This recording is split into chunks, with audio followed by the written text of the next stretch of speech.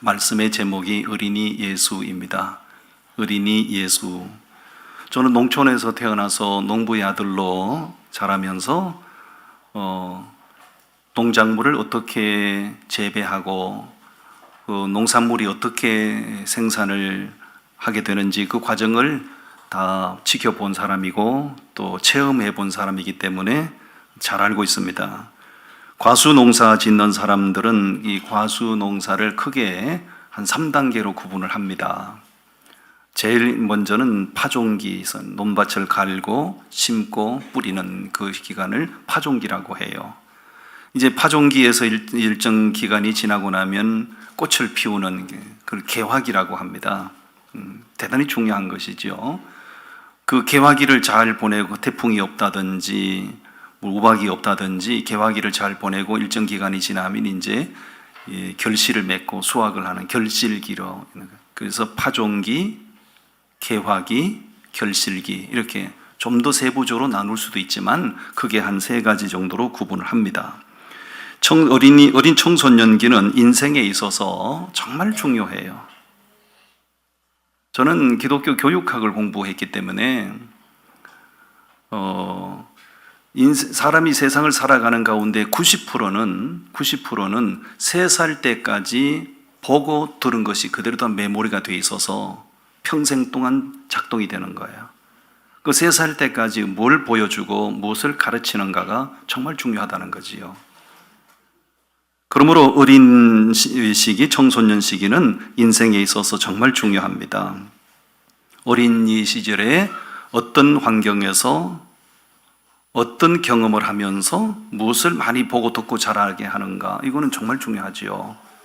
그래서 맹모 삼천지교라는 말을 기억하시지 않습니까? 맹자의 어머니가 자기 아들이 잘못되기를 바라지 않기 위해서 이사를 계속 다니는 거 아니에요. 공동묘지 옆에 아이가 자라면서 아들이 하는 짓을 가만히 보니 맨날 애곡하는 흉내 내고 장사 지내는 흉내 내고, 그런 아들을 보고 맹자 어머니가 충격을 받아가지고 큰일 났다, 옮겨야 되겠다, 이사 가야 되겠다. 그리고 시장 옮긴다고 옮겨서 가는 곳이 시장 주변이라. 거기서 아들이 자라면서 아들이 하는 짓을 보니 맨날 장사꾼 흉내 내는 거예요. 뜰이 얼마 뭐 그걸 보면서 맹자 어머니가 충격을 받는 거죠. 아, 큰일 났다. 아들을 제대로 키우기 위해서는 다시 이사해야 되겠다. 그래서 서당 옆으로 이사를 했다는 거 아니에요? 서당 옆에 이사를 했더니 아들이 하는 짓을 가만히 보니 글 읽는 흉내 내고 글 읽고, 그 맹모 삼천지교라는 말이 그래서 생겨난 거예요. 유대인들에게 있어서 자녀 교육은 정말 중요하게 여기는 부분이에요. 우리나라는 사회적으로 보면 여러 가지 좋게도 보이기도 하지만 안타까운 점이 있어요. 사회 패턴이 이제 옛날과 달라서 아이가 태어나면 먼저 어린이집에 보내서 다른 사람에게 내 자식을 맡겨서 돌보게 만들고, 이렇게 하는 것이 어쩔 수 없어서 그런 패턴으로 돌아가는 거지만 그게 바람직한 게 아닙니다. 어릴 때는 부모의 가정에서 철저하게 가정교육을 시켜, 학교 교육, 세상 교육을 주입받기 전에 먼저 어릴 때 가정에서 가정교육을 받게 만들어야 되는 거예요. 그리고 일반 세상 학교의 아이를 접하기 전에 먼저 반드시 교회학교, 주일학교의 아이를 보내서 하나님을 예배하게 만들고 하나님을 찬양하게 만들고 하나님의 말씀을 익숙하게 만드는 것, 이런 것들이 바로 유대인들의 자녀 교육의 과정인 것이죠. 저는 미국에서 살다 온 사람이기 때문에 절 얘기하잖아요. 미국의 메이저 그룹의 그 유명 하버드라든가 스탠포드라든가 예일이라든가 이런 메이저 대학의 유대인들의 차지하는 프로테지가 32%에서 35%예요. 미국에서 전 국민들 가운데 유대인들의 인구 분포는 0.5%에 불과한 아주 소수 민족이에요. 그런데 그거에 대한 메이저 대학의 30% 이상을 다 장악을 하고 있는 거예요. 유대인들이 머리가 똑똑해서가 아닙니다. 유대인들의 교육 패턴이 우리와 다르기 때문이에요.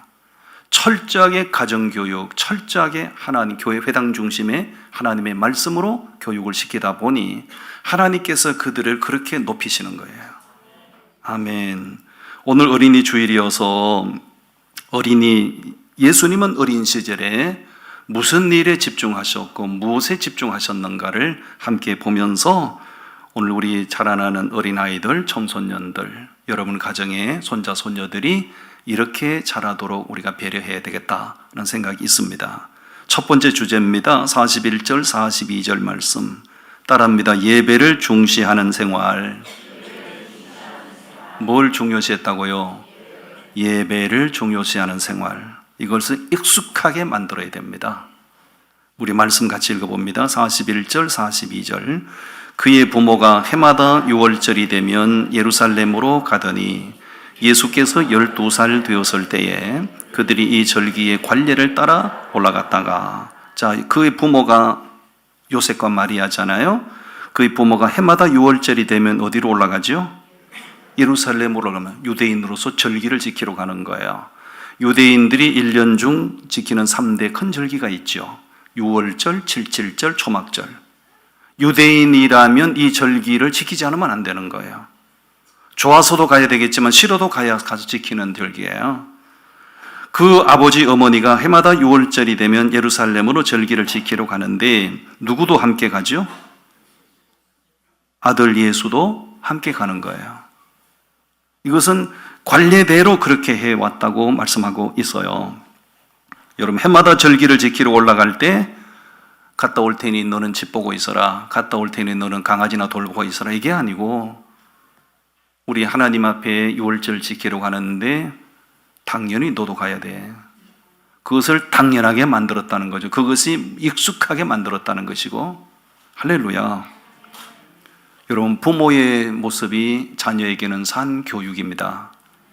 부모가 어떻게 섬겨야 되고, 부모가 어떻게 하나님을 예배하고, 부모가 어떻게 하나님을 섬기고 신앙생활하는지를 자녀에게 보여주는 것만큼 그보다 더 좋은 교육은 없습니다.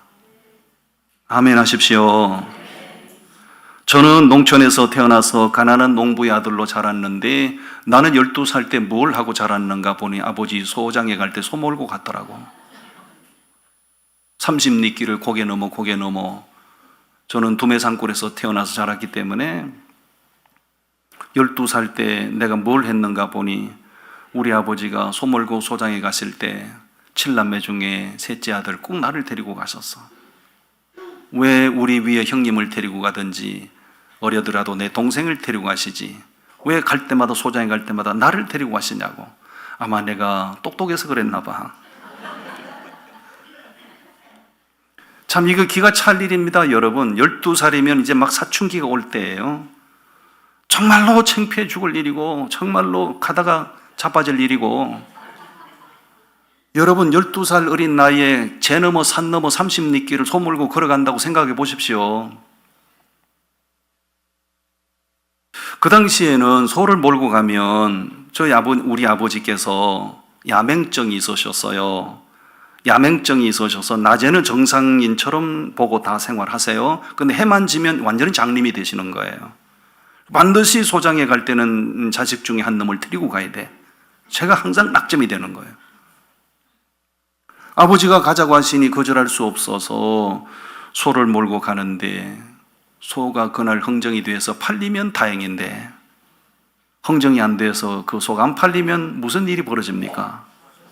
갔던 길을 소를 몰고 다시 돌아와야 돼. 미치고 환장할 일이지. 나는 12살 때 그런 일을 반복하고 자랐어요. 예수님은 보니 요셉과 마리아의 아들로 태어나서 12살 때 아버지 어머니가 관례를 따라 예루살렘에 6월절 지키러 갈 때마다 그 아버지 어머니를 따라 예루살렘에 절기를 지키러 갔더라. 이보다 더 좋은 신앙교육이 어디 또 있을까요? 여러분, 12살 때부터 6월절 지키신 예수님의 교훈은 어릴 때부터 예배하는 것을 익숙하게 만들어라. 아멘. 세상 공부 좀 못해도 괜찮아요. 여러분, 공부 잘하는 놈은 다 머리 돌 가능성이 많아요. 서울대학교에 정신병자가 제일 많다고 그러잖아요. 어차피 인생은 자식의 앞길은 하나님이 열면 열리는 겁니다. 공부하는데 그렇게 미친 듯이 올인한다고 그 자식이 성공할 것 같아요? 어리석은 생각입니다. 예배하는데 익숙하게 만드십시오. 예배는 어떤 것과도 타협하지 못하게 만드십시오. 어려서부터 익숙하게 만들어야 됩니다. 머리가 다 커지고 성인이 되면 잘 말 안 듣죠. 다 큰 자식을 그렇게 예배당으로 막 우격다짐으로 막 몰아넣으려고 하니 아이들이 말 안 듣죠. 여러분, 예수님은 마리아와 요셉은 어려서부터 절기가 돌아오면 관례를 따라 그 아들을 데리고 예루살렘으로 올라갔던 거죠. 그것을 익숙하게 만들었던 거예요.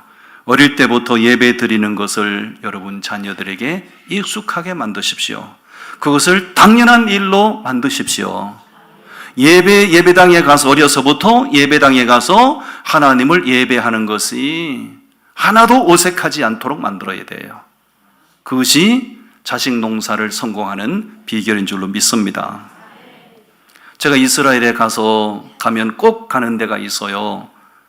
이스라엘은 뭐 전체가 다 성지니까요. 그래도 이스라엘 가면 꼭 가는 곳이 있는데 그게 통곡의 벽이라고 하는 곳이에요.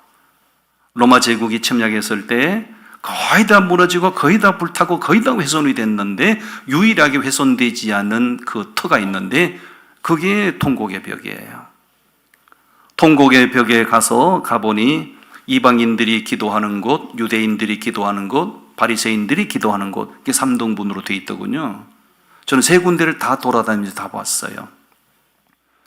유대인 부모님들 중에 스스로 혼자 나와서 기도하는 사람은 거의 찾아보기 힘들었고요. 반드시 자기 어린 자식을 데리고 와서 그 앞에 통곡의 벽 앞에 서서 기도하는 거예요. 실제로 기도하는 모습을 이렇게 다 지켜보고 훔쳐봤어요. 실제로 눈물을 줄줄줄줄 쏟으면서 기도해요. 기도문을 적어서 와서 기도문을 읽으면서 기도하고, 기도가 끝나면 그 기도문 쪽지를 꼬깃꼬깃 해서 통곡의 그 벽돌 그 담 사이에 콕콕 탁 밀어놓고. 왜 그들이 그 통곡의 벽에 기도하러 올 때 혼자 편하게 와서 기도하지 않고 그 어린 자식들을 그 현장에 데리고 와서 그렇게 기도하는 모습을 보여주고 기도하게 만드는가? 그건 유대인들의 자식 교육이에요. 어떻게 나라를 사랑해야 되는지, 어떻게 하나님을 섬겨야 되는지, 하나님 앞에 우리가 왜 기도해야 되는지 어려서부터 그것을 익숙하게 만드는 거예요. 여러분, 예배를 중요시하고 익숙하게 해야 되는 이유가 있습니다. 몇 가지 이유를 말씀드리면, 하나님께서 요한복음 4장에 말씀하셨어요. 하나님은 영과 진리로 예배하는 사람을 뭐 하신다고요? 찾으신다고요. 여러분, 거기서 찾으신다는 말씀의 개념을 제가 여러 차례 설명을 한 바가 있어요. 하나님은 영과 진리로 예배하는 사람을 찾으신다. 그 찾으신다는 말씀의 개념이 뭔가, 의미가 뭔가, 귀하게 여기신다, 그 얘기입니다. 하나님께서 멍청하셔서 똑똑한 사람을 귀하게 여기지 않아요. 하나님이 가난하셔서 부자를 부러워하지 않아요. 하나님은 당신의 누군지를 알고 하나님 당신 앞에 예배하는 사람을 귀하게 여기세요. 여러분의 자녀들이 진짜 하나님 앞에 존귀한 사람으로 자라기를 바라신다면 뱃속에 있을 때부터 예배에 익숙하게 만드세요. 절대로 예배를 타협하지 못하게 만들어야 돼요. 그리고 인생을 실패하지 않기 위해서는 예배를 익숙하게 만들어야 됩니다. 여러분, 아벨과 에서와 야곱의 이야기를, 가인과 아벨, 내가 말이 헛나갔네. 이게 시차 적응이 안 돼서 그렇습니다. 가인과 아벨은 형제지간입니다. 한 부모에게서 태어난 형제라고요. 그런데 결과를 알잖아요. 가인은 실패 인생, 아벨은 성공 인생. 원인이 뭔가요? 가인이 인물이 못났던가요? 아니죠. 가인이 실패 인생 된 것은 하나님을 예배하는데 실패했기 때문이에요. 하나님께서 아벨을 그렇게 높이 평가하신 이유가 뭐예요? 아벨은 예배에 성공한 사람이죠. 여러분의 자녀들이 세상에서 성공하는 인생 되기를 바라신다면 예배하는 자식으로 만드십시오. 아멘. 그리고 우리 예배를 익숙하게 해야 되는 더 중요한 이유가 있어요. 그거는 어려울 때마다, 힘겨울 때마다, 절박할 때마다 결정적인 순간에 하나님의 도우심을 받기 위해서입니다. 사무엘 선지자 시대에 블레셋이 이스라엘을 공격했죠. 침략해 왔죠. 그 당시 이스라엘 백성들의 상황은 풍전등화 바람 앞에 촛불 같은 입장이었어요. 그때 지도자 사무엘이 내린 전 백성들을 향하여 선포한 메시지가 뭡니까? 모두 다 미스바 광장으로 모여라.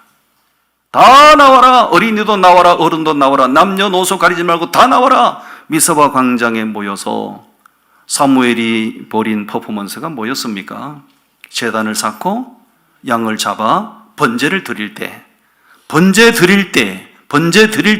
하나님께서 이스라엘을 침략했던 블레셋 진영에 천둥 번개가 치게 만들고 그들이 혼비백산 물러가게 만드시고, 뭐 할 때 그런 역사가 일어났다고요? 번제 드릴 때 하나님이 결정적인 순간에 하나님이 그들을 도와주셨다, 그 얘기입니다. 그들이 번제 드렸다는 얘기는 오늘 우리에게 뭘 한다는 거예요? 예배 드린다는 얘기입니다. 내가 믿음으로 예배하는 사람이 되고 예배에 익숙한 사람이 되면 늘 평소에도 은혜를 주시지만 예배가 익숙한 삶을 살게 되면 결정적인 순간에 하나님께서 나를 도우십니다. 아멘. 어린이 예수님은 어린 시절을 어떻게 보내셨는가? 예배를 중요시하는 삶을 사셨더라. 어린아이들이 스스로 어떻게 예배를 중요시 하겠어요? 철없는 아이들이 어떻게 스스로 예배를 중요시 하겠냐고요? 부모가 예배를 중요시하는 것을 보여주면, 부모가 그렇게 예배를 중시하는 것을 보고 자란 아이도 그렇게 예배를 중시하는 거예요. 부모 된 사람이 걸핏하면 예배 보이콧 해버리고, 그냥 대수롭지 않은 일로도 예배 그냥 보이콧 해버리고, 그러면서도 여러분 자녀들이 복을 받기를 바란다고요? 아나 여기 있다 꽃가마. 안 될 일이죠. 안 될 일이죠. 어떤 일로도 예배를 보이콧하면 안 된다. 학교 한두 번 빠져도 오케이. 학원 몇 번 빠져도 오케이. 괜찮아. 학원비 아깝지만 괜찮아. 그런데 주일학교 빠지지 마. 하나님을 예배하는 공적인 예배 빠지지 마. 절대로 타협하면 안 되는 거예요. 할렐루야. 이것이 바로 자식 농사를 성공하는 최고의 비결입니다. 아멘. 이런 설교를 하는데도 졸고 있는 분들은 김치찌개 덕분인 줄로 믿어요. 오늘 점심에 내가 김치찌개를 얼마나 섬겨드렸더니 얼마나 한 그릇 잡수일 분들이 두 그릇씩 잡수고, 오늘 김치찌개가 다 바닥이 나버렸다고 그래요. 예. 너무 맛있어서 다음 주에 또 해야 되나 지금 설교하면서도 지금 고민이에요. 예. 두 번째를 소개합니다. 따라합니다. 성전을 중요시하는 생활. 말씀을 보겠습니다. 48절, 49절. 48절, 49절을 같이 읽겠습니다. 시작. 그의 부모가 보고 놀라며 그의 어머니는 이르되 아이야 어찌하여 우리에게 이렇게 하였느냐. 보라 네 아버지와 내가 근심하여 너를 찾았노라. 예수께서 이르시되 어찌하여 나를 찾으셨나이까. 내가 내 아버지 집에 있어야 될 줄을 알지 못하셨나이까 하시니. 아멘. 삼위길을 가다가 아들 예수가 없는 걸 알고 너무 당황하고 놀라서 왔던 길을 되돌아가면서 결국은 성전에서 아들 예수를 발견하지요. 반갑기도 하고. 그래서 아들아 어찌 이렇게 했느냐. 다시 말하면 엄마 아빠가 돌아가면 아들 된 너도 엄마 아빠를 따라왔어야지. 너 왜 여기 이렇게 있는 거야? 그랬더니 예수님의 대답이 뭐죠? 아니 왜 나를 엉뚱한 데서 그렇게 찾아 헤매셨습니까? 내가 아버지 집에 있는 거 당연한 거 아닌가요? 어머니 아버지를 머쓱하게 하는 말씀을 하신 거지요. 여러분, 사람은 누구나 자기의 관심이 있는 곳에 머물러 있기를 좋아합니다. 자기 관심이 있는 곳에 머물러 있기를 좋아하고 자기가 좋아하는 곳에 머물러 있는 것에 대하여 아깝게 생각하지 않아요. 술을 즐겨 마시는 사람은 술집에 눌러 앉아서 술을 마시는 것에 대해서 돈도 아깝지 않게 생각하고 시간도 아깝게 생각하지 않습니다. 거기 앉아서 술 먹는 것이 즐겁다고요. 이 노름하는 사람들은 노름판에서 머물러 있는 시간을 아깝게 생각하지 않아요. 거기 있는 시간이 행복하다고요. 여러분들이 나를 왜 이상한 사람처럼 쳐다봅니까? 맞는 얘기를 하고 있잖아요. 공부를 좋아하는 학생들은, 이 학생들 가운데 공부를 좋아하는 학생은 학교 가는 것 당연하게 생각하고 도서관에 가서 책 펴놓고 공부하는 것을 익숙하고 그 시간 아깝게 생각하지 않아요. 우리 아이들 다 그런 아이들이에요. 우리 아이들은 진짜 공부를, 인물만 좀 그렇지만 공부하는 것에 대하여, 도서관에 머물러 있는 것에 대하여 억울하게 생각하는 아이들이 한 명도 없다고요. 왜? 다 우리 아들은 공부를 잘하니까.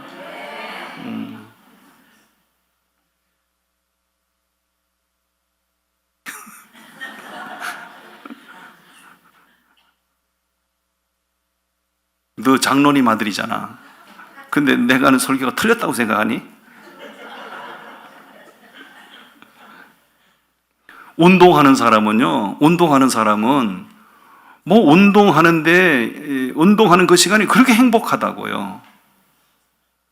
저희 아내는 이게 운동하는데 너무 좋아가지고요.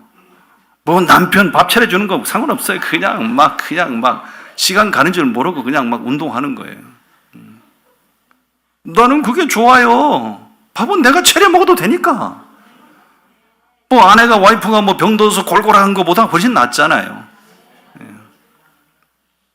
저도 운동하는 시간이 그렇게 좋아요. 목사가 목사는 진짜 불쌍합니다. 여러분, 저는 위로가 필요한 사람이에요. 왜? 목사가 노래방을 갈 수 있나? 한 잔 거꾸로 갈 수가 있나? 빙빙 도는데 춤을 추러 갈 수가 있나? 유일하게 마음 편하게 갈 수 있는 곳이 운동하는 거예요. 운동하는 데 가서 그냥 막 운동하는 거지. 시간 아깝지 않아요. 거기서 1시간, 2시간 가도요, 너무 행복한 거예요. 그와 마찬가지로 예수님께서는 이 성전의 아버지 집의 성전을 아버지 집으로 여기시고 아버지 집에 있는 것이 너무나 익숙했고 너무나 당연했다는 거죠. 아멘. 여러분들이 교회에 나오실 때마다 주일 예배를 오시든 3일 예배를 오시든 금요 예배, 새벽 예배를 오시든 예배하기 위해서 성전에 오실 때마다 내가 마땅히 가야 할 시간이고 마땅히 가야 할 자리에 간다라고 생각하고 오시는가요? 아니면 귀찮아 죽겠네, 이놈의 새벽 예배를 누가 만들어가지고 이렇게 새벽잠을 이렇게 괴롭히나, 그런 마음으로 오시는가요? 여러분, 어색하면 문제 있는 신앙인 것이고 당연하면 정상적인 신앙인 것이에요. 아멘. 교회를 중요시해야 되는 이유가 있습니다. 하나님의 눈과 하나님의 마음이 교회를 향하여 있기 때문에, 내가 하나님께 주목받는 사람이 되고 싶으면 하나님의 마음이 향하는 곳, 하나님의 시선이 머무는 곳에 서 있으면 하나님의 주목받는 사람이 되는 거예요. 성전을 멀리하고 교회를 멀리하고 하나님께 주목받는 사람 되겠다고요? 있을 수 없는 일입니다. 요한계시록 11장에서 말씀하셨어요. 주님께서 사도 요한에게 청량할 수 있는 갈대를 주시면서 말씀하시기를, 사랑하는 종아, 청량해라. 제단 앞에서 경배하는 사람을 청량하고 제 성전 바깥에, 제단 바깥에 머무는 사람은 그냥 버려두라고. 요한계시록은 종말론이잖아요. 마지막 시대를 살아가는데 내가 복을 받고 우리 자녀들이 복을 받기를 원하신다면 철저하게 교회 중심의 삶을 살도록 만들어야죠. 하나님의 시선이 머무는 곳, 하나님의 마음이 향하는 곳, 그것이 바로 아버지 집, 교회고 성전이라고요. 아멘. 우리나라 학생들 대부분이 시간을 다 학교에서 보내요. 대부분이 학교에서 많이 시간을 보내요. 왜 우리나라 학생들이 학교에서 그렇게 많은 시간을 보내는가요? 우리나라는 사회적으로 성적으로 우열을 가리잖아요. 성적으로. 공부 잘하는 놈을 쳐주잖아요. 1등만 알아주는 사회잖아요. 그러니까 학교에서 그렇게 많은 시간을 보내게 하는 거죠. 미국은 그렇지 않아요. 미국은 학생들이, 고등학생도 오후 2시 반 되면 다 학교고요. 2시 반, 3시 반 되면 다 학교에서 집으로 돌아가서 자기 취미 생활하고 운동하고 다 그렇게 해요. 여기 앉아있는 우리 학생들은 상가 위로가 필요해요. 예. 지금 이 고3도 있지? 예. 여러분, 고3은 진짜 위대하다. 이런 말이 있다. 잘 들어라. 바다는 해삼이 최고고, 산에는 산삼이 최고고, 육지에는 고3이 최고다. 여기 최고가 한 놈이 있어요. 고3. 삼가 위로가 필요해요. 근데 걱정하지 마. 너는 잘 될 거야. 아까 찬양하는 거 보셨잖아요. 엘토, 우리 동진이, 이름 동진이지? 응? 테너, 그래, 테너. 너 이름 묻는 거야. 너 이름 동진이지? 아까 찬양할 때 보시면 테너, 동진이 혼자서 그냥 쫙 잡아주잖아요. 그 패턴을 절대로 놓치지 말고. 너는 잘 될 거야. 아멘. 여러분, 그 고라의 자손들 아시잖아요. 고라가 어떤 사람이죠? 무슨 짓을 한 사람이죠? 출애굽을 할 때 지도자 모세에 대해서 반역을 꾀한 주동자죠. 그 고라가 250명을 규합해서 당을 지고 지도자 모세를 반역했죠. 그 모습이, 그 행위가 너무 하나님 보시기에 악한지라 하나님께서 땅을 갈라서 생매장을 시켜버렸거든요. 고라가 그래서 못된 짓 하다가 망했다고요. 그런데 역사가 흐른 후에 역대서를 보고 시편을 보니 그 고라의 자손들이 성전 문지기가 돼서요. 구약시대 성전 문지기는 회당장과 부금가는 지위예요. 모두가 다 부러워하는 지위예요. 아니, 그 조상들이 그 못된 짓을 하다가 저주받아 망했는데 그 자식들이 어떻게 복을 그렇게 받았는가? 그것이 궁금하면 시편 84편을 오늘의 숙제, 오늘은 집에 가셔서 시편 84편을 묵상하시면 그에 대한 정답을 얻을 수 있어요. 고라의 자손들이 그토록 엄청난 복을 받을 수 있었던 것은 성전을 귀하게 여기고 철저하게 성전 중심의 삶을 살았더니 하나님께서 그 조상들이 악을 행하였음에도 그 자손들을 하나님이 복 주시고 높이신 줄로 믿습니다.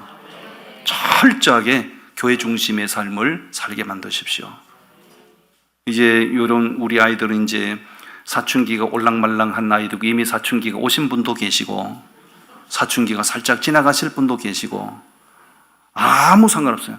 사춘기가 오든지 오춘기가 오든지 아무 상관없이 항상 성전 중심으로 붙어 있으면 하나님께서 여러분들의 삶을 축복하실 거예요. 아멘. 어른들도 마찬가지예요. 마지막 또 한 가지, 예수님은 어린 시절을 어떻게 지내셨던가? 부모님께 효도하는 삶을 익숙하게 만들었더라. 우리 50절, 51절 말씀을 같이 봉독합니다. 시작. 그 부모가 그가 하신 말씀을 깨닫지 못하더라. 예수께서 함께 내려가서 나사렛에 이르러 순종하여 받으시더라. 그 어머니는 이 모든 말을 마음에 두니라. 아멘. 예수님의 어린 시절을 엿볼 수 있는 대목이 바로 이 오늘 본문인데, 이 성경 66권에는 예수님의 어린 시절에 대하여 디테일한 기록이 없고요, 유일하게 이 본문 말씀을 통해서 예수님은 어린 시절을 이렇게 지내셨겠다라고 우리가 감지할 수 있죠. 철저하게 부모님께 순종하는 삶을 사셨어요. 부모님께 순종하는 삶을 사셨어요. 그게 바로 부모님께 사랑받는 비결이고 하나님께 사랑받는 비결이에요. 아멘. 육신의 부모님을 잘 공경하는 사람이 하늘의 아버지도 잘 공경할 수 있는 거예요. 눈에 보이는 육신의 부모님을 제대로 공경하지 못하면서 눈에 보이지 않는 하나님 공경한다고요? 그건 가짜라는 거예요. 눈에 보이지 않는 하나님 아버지를 잘 공경하는 사람이 되기 위해서는 땅에서 눈에 보이는 육신의 부모님 잘 공경해야 돼요. 아멘.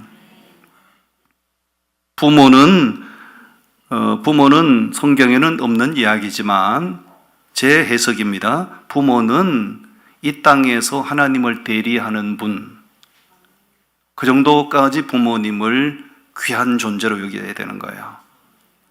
부모님이 많이 배우셨냐 못 배우셨냐 그거 아무 상관없어요. 내가 그분의 자식이고 저분이 나의 부모라면 부모는 자식으로부터 공경받을 자격이 있는 분이에요. 결혼은 부모를 떠나서 독립을 하는 것인데 그때까지는 철저하게 부모 중심으로 사셔야 돼요. 여러분들이 자녀들의 의사를 존중한다고 자녀들이 막 하자는 대로 그렇게 막 덤벙덤벙 털어줘 보세요. 절대로 그게 잘 되는 게 아닙니다. 자식이 아무리 자기의 어떤 의견을 제시해도 부모가 볼 때 아닌 것은 아니요 하셔야 되는 거예요. 아멘. 자식의 의사를 존중한다고 자식의 의사를 막 수용해주고 막 들어주고 그게 자식들 빗나가게 하는 거예요. 그렇게 하면 안 되는 거예요. 결혼해서 부모를 떠나기까지는 나이가 몇 살이 됐든지 간에 부모님 중심으로 자식들을 살게 만들어야 돼요. 아멘. 결혼해서 가정을 이루는 건 부모를 떠나는 거니까 그때부터는 부모가 관여하면 안 되죠. 그러나 그날이 오기 전까지는 부모님이 결정권을 가지고 있어야 돼요. 아멘. 아멘입니다, 여러분. 제가 오랜만에 미국에 가서 아들, 며느리, 손자, 손녀하고 열흘을 지내다 보내다 왔는데 참 손자 자랑하면 커피 사라고 그래가지고 내가 참 많이 자제를 하고 있구만은.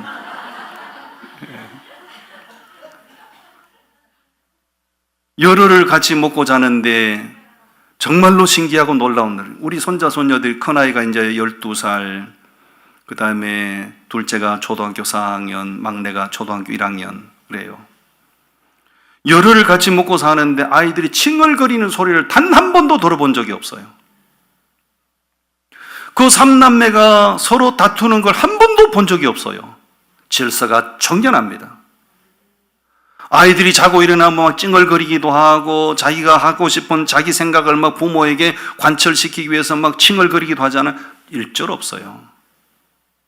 반드시 마트에 데리고 왔더니 나는 할아버지로서 오랜만에 손자 손녀를 보니까 사주고 싶어서 야 이거 사줄까 저거 사줄까 할 때 돈은 내가 낸다고요. 그런데 허락은 꼭 지 아버지한테 가서 받아.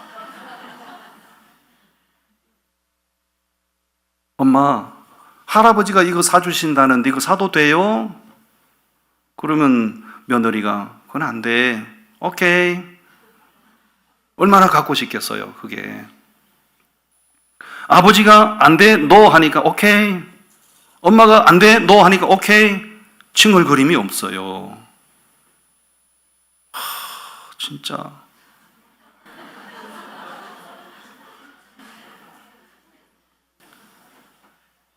가서 시차 적응이 안 돼서 밤을 설치다가 아이들을 학교 일찍 가는데 학교 가는 시간에 내가 깜빡 잠이 들어서 저희 아내가 저를 깨우더라고요. 여보, 빨리 일어나 봐요. 왜요? 아니 세상에 둘째가 초등학교 4학년인데 둘째가 지 엄마 깰까 봐 조용 일어나서 주방에 나가서 지 동생 샌드위치 다 사놓고 너 왜 엄마 깨우면 되는데 엄마 피곤하잖아요. 엄마 피곤하잖아요. 옆 사람 보고 니는 네 밥도 못 해먹지? 얘기해봐. 어른이 돼가 자기 밥도 못 해먹는 사람이 있잖아요. 창피하게. 된장국도 하나 못 끓이는 권사님들도 계시지? 초등학교 4학년짜리가 그렇게 한다고요. 누가 엄마가 하는 걸 보고 그렇게 하는 거예요. 신통방통이지. 커피 사람은 살게요, 제가.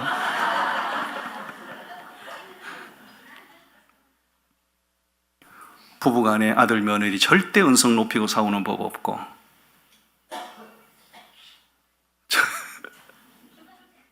우리 아들은 정말로 묘한 은사가 있어요.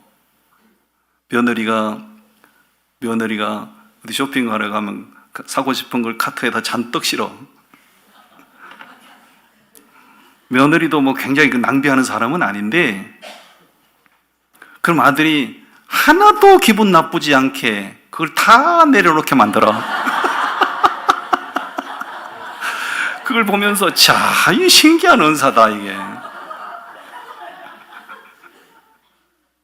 절대 기분 나쁘지 않게 그걸 잘 걔가 며느리가 스스로 싫었던 걸 다 내려오게 만들어. 이 신기한 은사야, 신기한 은사야. 아이들 앞에서 삼남매가 자라는데 아이들 앞에서 절대 은성 높이고 얼굴 붉히고 그런 모습 보이지 않고 항상 기도하고 예배하고 교회 중심의 삶을 아이들에게 보여주니 아이들도 본을 받아서 그렇게 하는 거예요. 여러분, 부모 중심으로 아이들을 키우십시오. 자식 사랑하는 하지 않는 사람 어디 있어요? 다 자식 사랑하시지요. 자식을 너무 사랑한 나머지 허락을 해서는 안 되는 일인데도 자식의 의사를 반영한다고 덜렁덜렁 허락해주고 그것이 습관이 되어버리면 그 자식들은 망치는 거예요. 제가 늘 하는 얘기지만 아이들이 밥을 안 먹겠다면 주지 마시라고요. 왜 밥그릇 들고 따라다닙니까? 아이들이 밥을 안 먹겠다고 그러면 알았어. 이틀 동안 금식해. 잔인할 것 같지만 그게 교육의 방법이라고요. 먹지 마! 먹기 싫으면 먹지 마! 하루 동안 주지 마요. 일절 못 먹게 만들어요. 생수만 줘, 생수만. 물은 마셔야 되니까. 생수만. 안 먹겠다면 주지 말라고요. 밥그릇 들고 쫓아다니지 말라고요.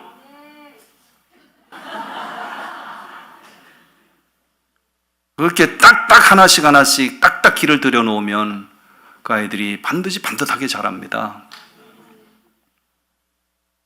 여러분, 나는 부모 된 자로서, 여러분은 부모 되신 분으로서 정말 예수가 귀한 줄 알고 교회 귀한 줄도 알고 예배하는 삶을 살기 위해서 노력을 하시는데 다 장성한 아들, 딸들은 지 마음대로 살아요. 이제 하나님 앞으로 그 장성한 아이들을 인도하려니 돼요? 안 되죠.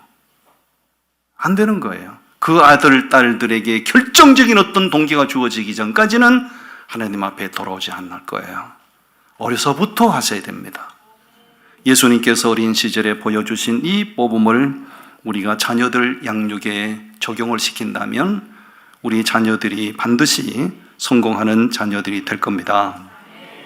청소년기에는, 이런 청소년기에는 꿈을 꾸고 살잖아요. 나는 앞으로 뭐 될 거야? 나는 뭐 될 거야? 꿈을 꾸고 사는 거예요. 여러분, 나이를 먹고 장년이 되면 자기 인생의 야망을 가지고 사는 거예요. 나이를 먹고 노년이 되면 자식 바라보는 낙으로 사는 거예요. 아멘입니까? 내가 나이를 먹고 늙을 만큼 늙었는데 자식이 완전히 자식 농사를 망쳐서 자식이 완전히 망가져서 늙은 부모가 무슨 낙으로 삽니까? 아무 낙이 없어요. 돈이 있은들 기쁘겠어요? 자식이 망가졌는데. 여러분, 나이를 먹고 늙어서 인생을 후회하지 않기 위해서는 자녀들이 어릴 때부터 예수님이 보여주신 이 모범을 적용하면서 잘 기르십시오. 그래야 내가 나이를 먹고 늙어서 자식을 바라보는 그 낙을 우리는 누리게 될 줄로 믿습니다. 기도하겠습니다.